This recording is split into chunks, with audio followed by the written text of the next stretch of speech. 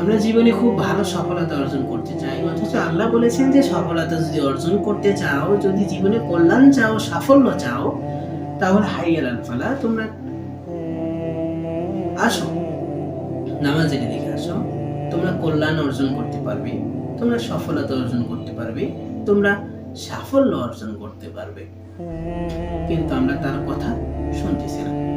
আজকে যদি আমাদেরকে দুনিয়ার কোনো ডাক্তার যদি আমাদেরকে নিষেধ করে যে তুমি 30 দিন গরুর মাংস খাবে না, তোমার শরীরে অ্যালার্জির প্রবলেম হয়েছে, তাহলে আমরা 30 দিনের জায়গায় আমরা 40 দিনও খাই না। কেন খাই না? যে আমাদের যেন আর এটা না হয়, আমাদের যেন আর অ্যালার্জির প্রবলেমটা না হয়, সমস্যাটা যেন আমার না হয়। একটা দুনিয়ার ডাক্তারদের পরামর্শে তারা একটা খাবার খেতে নিষেধ করেছে, সেই খাবারটা আপনি 1 মাস 40 দিন না খেয়ে থাকতে পারবেন।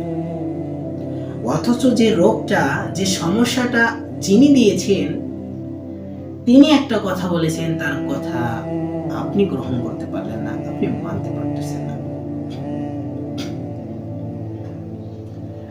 যখনই জেনা ব্যভিচার, বিভিন্ন অশ্লীল কাজের হাদিসগুলো সামনে আসে, তখন আমার একটা হাদিসের কথা খুব মনে পড়ে যে রাসূল সাল্লাল্লাহু আলাইহি ওয়াসাল্লাম আমাদের জন্য আল্লাহর নিকটে দোয়া করেছিলেন যে আল্লাহ, আমার কোনো উম্মতের কোনো একটা গুনার কারণে, কোনো একটা অশ্লীল কাজের কারণে আপনি তাদেরকে অন্যান্য উম্মতদের, অন্যান্য ব্যক্তিদের মতো তাদেরকে ধ্বংস করে দিয়েন না।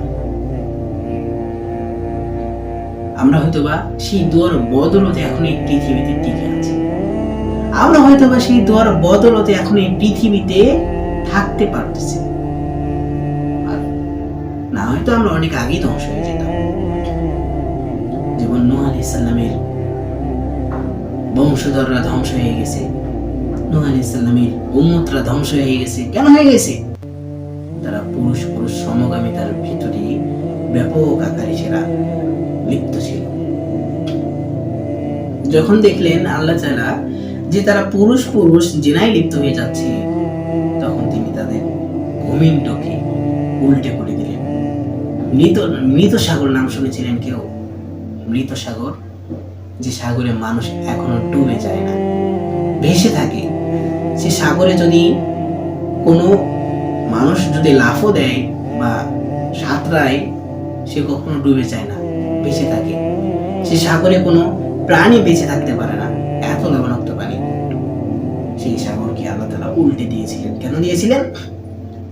তার উম্মতরা সে সময় খারাপ কাজে লিপ্ত ছিল, এই কারণে তিনি তাদের উপর রাগান্বিত হয়ে তাদেরকে উল্টে দিয়েছিলেন, ধ্বংস করে দিয়েছিলেন। তো এই জন্য আল্লাহ রাসূল সাল্লাল্লাহু আলাইহি ওয়াসাল্লাম আমাদের জন্য আল্লাহর নিকটে দোয়া করেছিলেন যে হে আল্লাহ, আমার উম্মতদের এমন কোনো পাপের কারণে, আমার উম্মতদের এমন কোনো গুনাহের কারণে আপনি তাদেরকে ধ্বংস করে দিয়েন না, আপনি তাদেরকে নিঃস্ব করে দিয়েন না। আমার মনে হয় যে আমরা সেই দোয়ার বদলতে আমরা এখন